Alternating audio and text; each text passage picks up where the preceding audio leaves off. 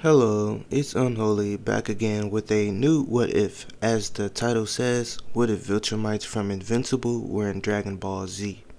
For those that don't know what viltrumites are, you can watch this video by Chuck called Saiyans vs. Viltrumites. With that being said, we begin our story in the very far past during the time when the Saiyan race first began to come into existence on planet Sadala. Planet Sadala wasn't the only planet in that solar system to have life on it. In that same solar system, the Viltrumites existed. On planet Viltrum, Viltrumites are watching the entire Saiyan civil war go down.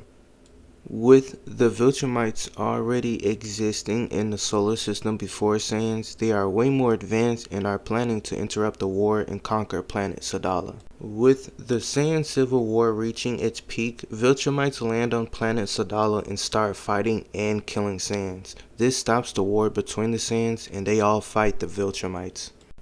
Amongst this war, Omni-Man, king of the Viltrumites, joined the battle looking to fight the strongest Saiyans. Searching across the planet at blinding speeds, Omni-Man comes across Yamoshi. Yamoshi and Omni-Man lock eyes and the two clash. This begins the Saiyan and Viltrumite war and long history.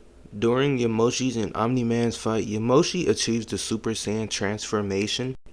Omni-Man and the Viltrumites were very powerful. The average Viltrumite was more powerful and faster than the average Saiyan. The Saiyans were losing the battle. The only reason the Saiyans haven't lost yet is because of the Great Ape transformation. With this, they fought back the Viltrumites, killing a lot of them. The war is reaching its climax. With Yamoshi in his Super Saiyan transformation, he is stronger than Omni-Man. Yamoshi is about to kill Omni-Man, but Yamoshi is struck from behind with an arm coming out his chest. Yamoshi turns to see the strongest Viltrumite, Thrag. Thrag removes his arm and Yamoshi falls to the ground. Omni-Man is taken back to safety by other Viltrumites. Thrag also leaves, leaving Yamoshi for dead, but Yamoshi is still alive, but barely. Yamoshi's group of friends sees Yamoshi on the ground, but barely alive. Wanting to save his life, they all pour their energy into Yamoshi, seeing red fiery aura around Yamoshi, turning him into the Super Saiyan God. With Yamoshi turning Super Saiyan God, he rushes towards Thrag, hitting a move very reminiscent to UI Goku, sending Thrag crashing to the ground. With so much power, Thrag is pretty hurt, but Viltrumites are very resistant. They can fight with their guts flopping out their bodies.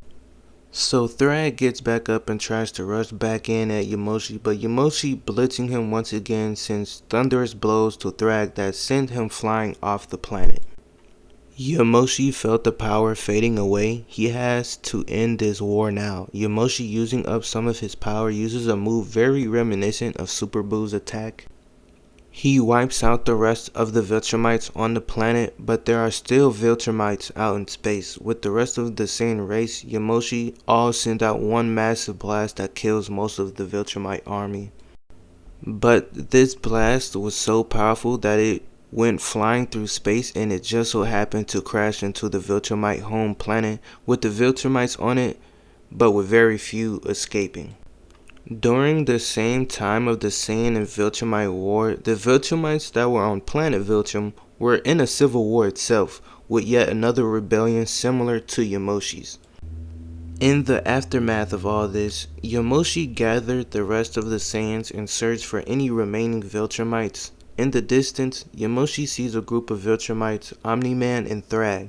With the bottom half of his body gone, the Viltrumites that were capable used this chance to escape. Yamoshi uses this opportunity to declare himself king with no one powerful enough around, and that it wasn't that many of them left capable of fighting. They all agree to this. The Viltrumites, having no home planet to go to, round up any remaining like-minded Viltrumites and disappeared into the stars, and any remaining Viltrumites that were good also disappeared into the stars. With Yamoshi as king, the good Saiyans win the day and the Saiyan race goes down a different path. With Yamoshi as king, they will use their power to protect other planets from people like the Viltrumites, so the Saiyans rebuilt their society. Hundreds of years go by and we are now at the time of King Vegeta III.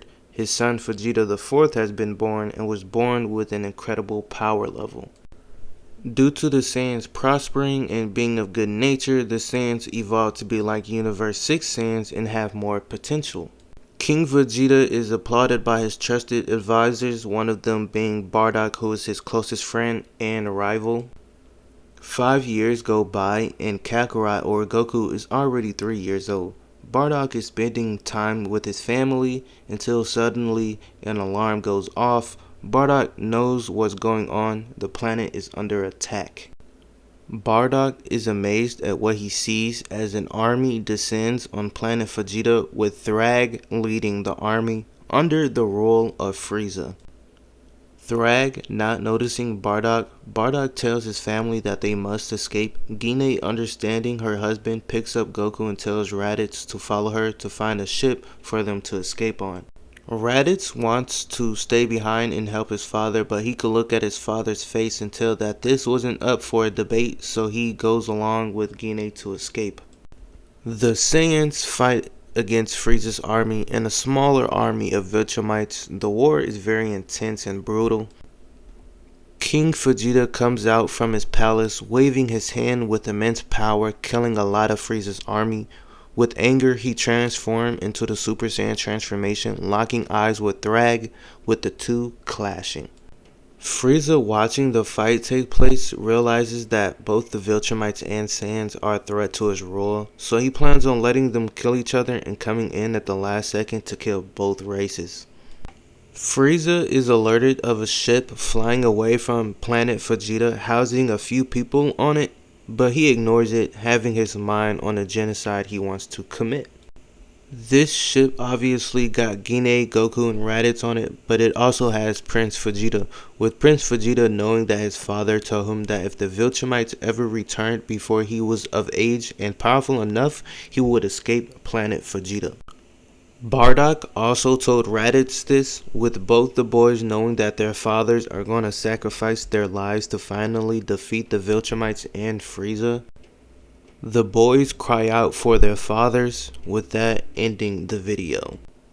What do you guys think of this video? I've been gone a while, but I'm back in with better equipment for better quality what ifs for you guys, but could still be better, but that's for the future.